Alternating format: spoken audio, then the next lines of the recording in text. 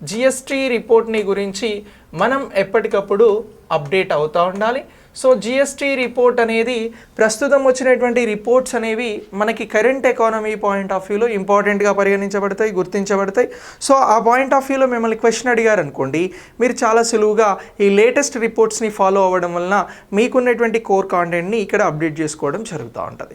So ఇప్పుడు GST రిపోర్ట్కి సంబంధించి ఉన్నటువంటి వసూళ్ల మీద ఈ రిపోర్ట్ అనేది వచ్చిందండి. సో జిఎస్టీకి సంబంధించినటువంటి ట్యాక్స్ కలెక్షన్ మీద ఈ రిపోర్ట్ అనేది రావడం జరిగింది అని అంటున్నాం.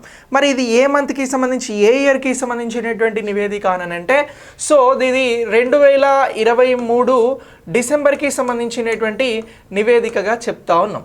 సో ఏ ఇయర్కి సంబంధించినటువంటి రిపోర్ట్ అంటున్నాం. సో మంత్లీ వైజ్గా చూసినప్పుడు 2023 డిసెంబర్కి సంబంధించినటువంటి రిపోర్ట్గా ఈ రిపోర్ట్ని చూడాల్సి ఉంటుంది. ఈ రిపోర్ట్ ప్రకారం జిఎస్టీ వసూళ్లు 2023 లాస్ట్ నెలలో పెరిగాయా తగ్గాయా ఇంతకు ముందు నెలతో అని అడుగుతారు. అంటే ఇప్పుడు వచ్చినటువంటి డిసెంబర్ రిపోర్ట్స్ ప్రకారం ఈ జిఎస్టీకి సంబంధించినటువంటి కలెక్షన్స్ అనేవి తగ్గాయి అని చెప్పేసి ఈ రిపోర్ట్ చెప్పడం జరుగుతోంది. అసలు డిసెంబర్కి సంబంధించినటువంటి జిఎస్టీ కలెక్షన్స్, పన్ను వసూలుకి సంబంధించి ఎంత జిఎస్టీ అనేది వసూలైంది అని అంటే 1,64,800 కోట్లు వసూలు అవ్వడం జరిగింది. ఎంత అని అంటున్నాం?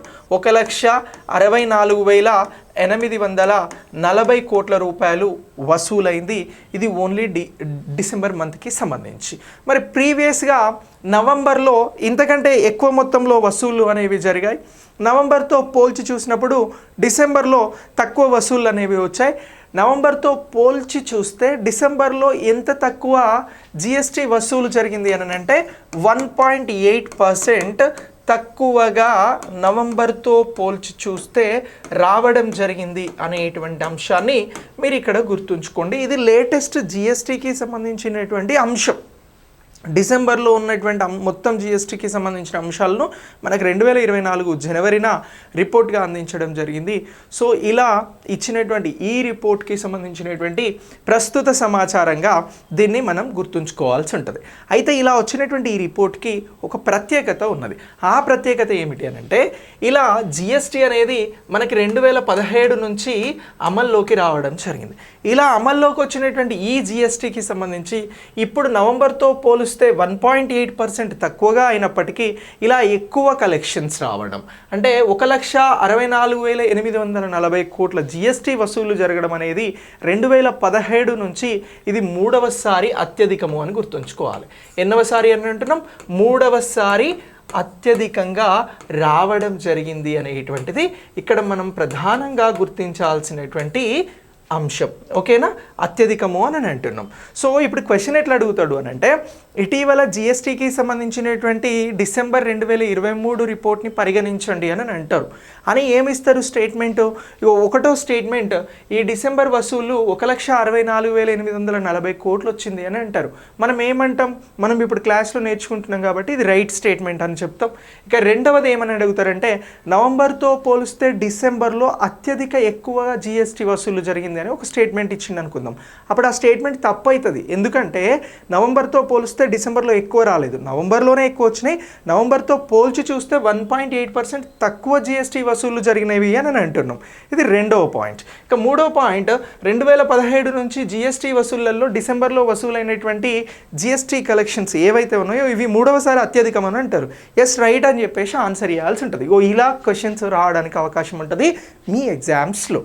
మరి ఇంత కీలకమైనటువంటి జిఎస్టీ అనేది మనకి ఏ విధంగా ప్రత్యక్ష పన్ను, పరోక్ష పన్ను అని చెప్పేసి నేను ఒక క్వశ్చన్ అడుగుతా ఉన్నా. జిఎస్టీకి సంబంధించి ఇది ప్రత్యక్ష పన్ను, పరోక్ష పన్ను అని చెప్పేసి మనం క్వశ్చన్ అడగడం జరుగుతూ ఉంది. సో జిఎస్టీ అనేది మనం దీనికి సంబంధించి ఒక 2-3 అంశాలను ప్రత్యేకంగా నేర్చుకోవాల్సి ఉంటుంది. జిఎస్టీకి సంబంధించినటువంటి ప్రస్తుత అంశాలను గురించి మాట్లాడినాం కాబట్టి జిఎస్టీకి సంబంధించినటువంటి లక్షణాలు, జిఎస్టీకి సంబంధించినటువంటి చారిత్రాత్మక నేపథ్యం గురించి కూడా మనం ఇక్కడ నేర్చుకోవాల్సి ఉంటుంది. Very good Mounika. So GST అనేది పరోక్ష పన్నురా. GST, goods and service tax అనేది మనం ఏమని అంటున్నాము అని అంటే పరోక్ష పన్ను అని అంటున్నాం, లేదా ఇండైరెక్ట్ ట్యాక్స్ అని అంటున్నాం రా. పరోక్ష పన్నుగా మనం దీన్ని గుర్తించాల్సి ఉంటుంది. అలాగే ఈ జిఎస్టీని ఇంకా ఏమంటారు అని అంటే విలువ ఆధారిత పన్ను అని కూడా అంటారు రా. సో దీనిని ఇంకా ఏమంటారు, విలువ ఆధారిత పన్ను అని అంటారు. విలువ ఆధారిత పన్ను అని చెప్పేసి కూడా అంటారు. సో ఇలా ఈ రెండు అంశాలను మనం గుర్తుంచుకోవాల్సి ఉంటుంది. ఇప్పుడు జిఎస్టీ అనేది ఎన్ని రకాలుగా ఉన్నది అని అంటారా? జిఎస్టీ ప్రధానంగా 3 రకాలుగా ఉన్నది. సో అవి ఏమిటి అని అంటే, ఒకటి సెంట్రల్ జిఎస్టీ అని అంటున్నాం, సెంట్రల్ జిఎస్టీ. 2 state GST. 3వది వచ్చి ఇంటర్ స్టేట్ జిఎస్టీ అనేటువంటిది గుర్తించాల్సి ఉంటుంది. సో ఇలా ఇగో ఇంటర్ స్టేట్ జిఎస్టీకి సంబంధించి అంతర్రాష్ట్రాల మధ్యన ఐజిఎస్టీ అని అంటారా. సో ఇలా 3 రకాలుగా జిఎస్టీ ఉంటుంది అనేటువంటి అంశాన్ని మీరు గుర్తుంచుకోండి. జిఎస్టీ రకాలు ఏంటి అని అంటే సెంట్రల్ జిఎస్టీ అని అంటున్నాం, అలాగే స్టేట్ జిఎస్టీ అంటున్నాం, అలాగే ఇంటర్ స్టేట్ జిఎస్టీ అని అంటున్నాం. సో ఇలా 3 రకాలైనటువంటి జిఎస్టీస్ అనేవి కూడా ఉంటవి అనేటువంటి అంశాన్ని గుర్తుంచుకోండి. ఇక వస్తువులను బట్టి డిఫరెంట్ స్లాబ్స్ ఉంటాయిరా. ఏమంటున్నాం, స్లాబ్స్ ఉంటాయి. సో ఇప్పుడు ఈ స్లాబ్స్కి సంబంధించి ఎలా అనంటే 3%, 5%, 12%, 18%, 28%, ఇట్లా డిఫరెంట్ స్లాబ్స్ అనేవి జిఎస్టీలో ఉంటాయి అనేటువంటి అంశాన్ని మనం ఇక్కడ ప్రత్యేకంగా గుర్తించాల్సి ఉంటుంది. ఇక జిఎస్టీకి సంబంధించినటువంటి ఒకసారి చారిత్రాత్మక నేపథ్యం అంటే హిస్టారికల్ బ్యాక్గ్రౌండ్ అనేది చూద్దాం. అసలు జిఎస్టీ అనేటువంటి భావన ఏ ప్రధానమంత్రి ఉన్నటువంటి సమయంలో మొదలైంది? నా క్వశ్చన్ ఇది, ఒకసారి మీరు ఆన్సర్ చేయండి. సో జిఎస్టీ అనేటువంటి కాన్సెప్ట్ ఎవరు ప్రధానమంత్రిగా ఉన్నటువంటి సమయంలో మొదలైంది అని అంటున్నాం. జిఎస్టీ చారిత్రాత్మక నేపథ్యం. రైట్, ఆన్సర్ చేయాలి మీరందరూ కూడా. నేపథ్యము అని అంటున్నాం. సో ఇప్పుడు జిఎస్టీకి సంబంధించినటువంటి చారిత్రాత్మక నేపథ్యం గురించి మాట్లాడాలనంటే మనం ఒక ప్రధానమంత్రి గురించి మాట్లాడాల్సి ఉంటుందిరా. సో ఇప్పుడు ఎవరైతే అటల్ బిహార్ వాజ్పేయి గారు భారత మాజీ ప్రధానిగా పనిచేసి ఉన్నటువంటి అటల్ బిహార్ వాజ్పేయి గారు రా, ఏబి వాజ్పేయి గారు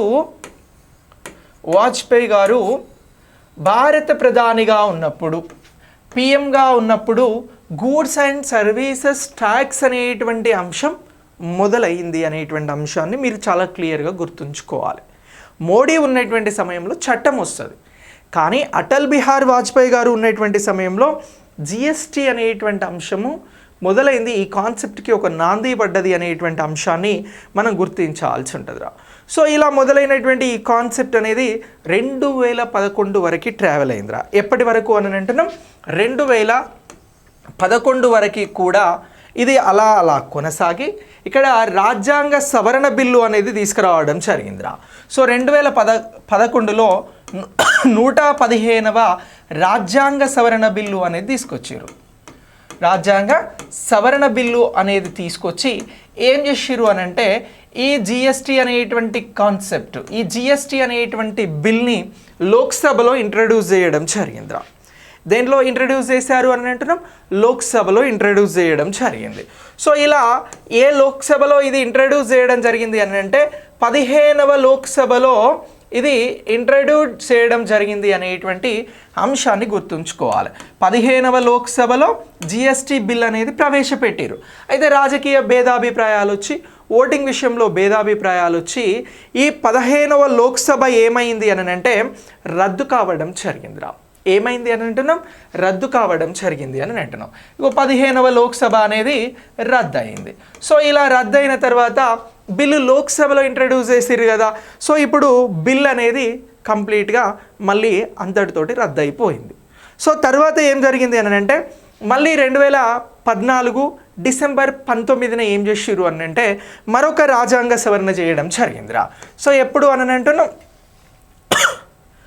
19 డిసెంబర్ 2014లో మళ్ళీ ఒక రాజ్యాంగ సవరణ చేసిర్రు. అదే ఏమిటి అని అంటే 22వ రాజ్యాంగ సవరణ 122వ రాజ్యాంగ సవరణ చేసిరు. సో ఇలా రాజ్యాంగ సవరణ అనేది చేసి మళ్ళీ ఏం చేసిరు అని అంటే జిఎస్టీకి సంబంధించినటువంటి బిల్ని మళ్ళీ లోక్సభలో ప్రవేశపెట్టడం జరిగింది. ఇలా ప్రవేశపెట్టబడిన తర్వాత ఈ బిల్ అనేది మే 2015 ఆమోదం అనేది పొందిందిరా. ఎప్పుడు అని అంటున్నాం? మే 2015లో ఆమోదం పొందింది. ఓకేనా? సో ఇలా ఆమోదం పొందింది అనేటువంటి అంశాన్ని గుర్తుంచుకోవాలి. సో ఇది బిల్, దీనికి సంబంధించి రాజ్యాంగ సవరణ ఎప్పుడు జరిగింది ఈ బిల్కి సంబంధించి అని అంటే 19 డిసెంబర్ 2014 అని అంటున్నాం. సో ఇలా 2015లో బిల్లు ఆమోదం పొందిందిరా. ఇలా ఆమోదం పొందినటువంటి ఈ బిల్లే మనకి ఎప్పుడు అమల్లోకి వచ్చింది అని అంటే సో ఈ బిల్ 2017లో అమలులోకి రావడం జరిగింది. సో ఇలా అమలులోకి వచ్చినటువంటి అంశాన్ని మీరు గుర్తుంచుకోవాల్సి ఉంటుంది. 2017 జూలై 1. Okay, right.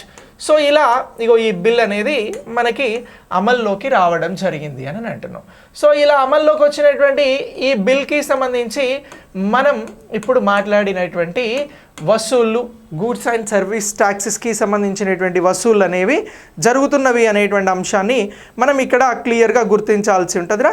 సో ఈ పాయింట్ ఆఫ్ వ్యూలో ఇది చారిత్రాత్మకంగా నేపథ్యము అని అంటున్నాం. బిల్కి సంబంధించినటువంటి ఇది ఒక క్విక్ గ్లాన్స్. ఓకే, సో ఇలా మనకు జిఎస్టీ బిల్ అనేది వచ్చింది. సో ఇది అమల్లోకి వచ్చింది. అయితే అమల్లోకి వచ్చిన తర్వాత ఏం జరిగింది అని అంటే జిఎస్టీకి సంబంధించినటువంటి కౌన్సిల్ని ఏర్పాటు చేసేటువంటి అంశాన్ని తీసుకున్నారు. సో ఇప్పుడు జిఎస్టీ కౌన్సిల్ని ఎవరు ఏర్పాటు చేస్తారు, ఎవరి ఉత్తర్వుల ద్వారా ఈ జిఎస్టీకి సంబంధించినటువంటి కౌన్సిల్ ఏర్పడుతుంది అని చెప్పేసి నేను అడుగుతున్నారా. జిఎస్టీ కౌన్సిల్ని నియమించే అధికారం ఎవరికి ఉంది అని అంటున్నాం. సో ఇప్పుడు జిఎస్టీకి సంబంధించినటువంటి కౌన్సిల్ గురించి మాట్లాడదాం రా. సో ఈ జిఎస్టీ కౌన్సిల్ ఏదైతే ఉందో ఈ కౌన్సిల్కి సంబంధించినటువంటి అంశాలను మనం ఇంపార్టెంట్ అంశాలుగా చూడాల్సి ఉంటుంది. ఒకసారి దీని కథ ఏంటో చూద్దాం. సో జిఎస్టీ కౌన్సిల్ని ఎవరు నియమిస్తారు అని చెప్పేసి నేను ఒక క్వశ్చన్ అడిగిన. సో దీనికి సంబంధించి ఎవరు కూడా ఆన్సర్ చెప్పలే. సో జిఎస్టీ కౌన్సిల్ అనేది ఎవరు నియమిస్తారు, ఎవరి చేత నియమించబడుతుంది అని చెప్పేసి అడుగుతా ఉన్నా. సరే, నేను ఆప్షన్స్ ఇస్తున్నా. జిఎస్టీ కౌన్సిల్ని నియమించే అధికారం ఎవరికి ఉంది? ఆప్షన్ ఏ ప్రధానమంత్రి, option B finance minister, option C రాష్ట్రపతి, ఆప్షన్ డి పైవారు ఎవరు కాదు. Post your answer.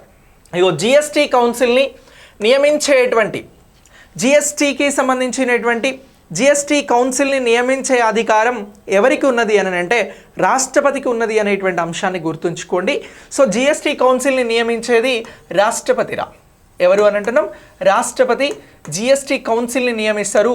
ఆర్థిక మంత్రి ఈ కౌన్సిల్కి చైర్మన్గా ఉంటారు. ఆర్థిక మంత్రి కౌన్సిల్కి సంబంధించి చైర్మన్గా ఉంటారు అనేటువంటి అంశాన్ని గుర్తుంచుకోండి. Very very important. Okay, GST కౌన్సిల్ని నియమించేటువంటి అధికారం కలిగినటువంటి వారు ఎవరు అని అంటే రాష్ట్రపతి అని అంటున్నాం.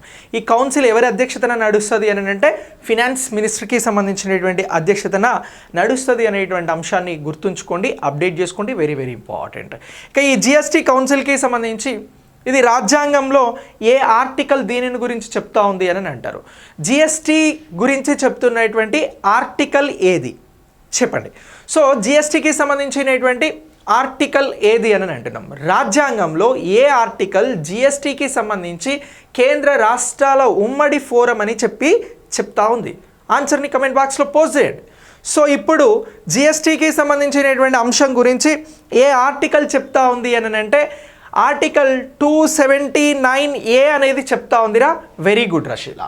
సో ఏ ఆర్టికల్ చెప్తా ఉంది అని అంటున్నాం? జిఎస్టీకి సంబంధించినటువంటి ఆర్టికల్ ఏది అని అంటే 279A అని అంటున్నాం.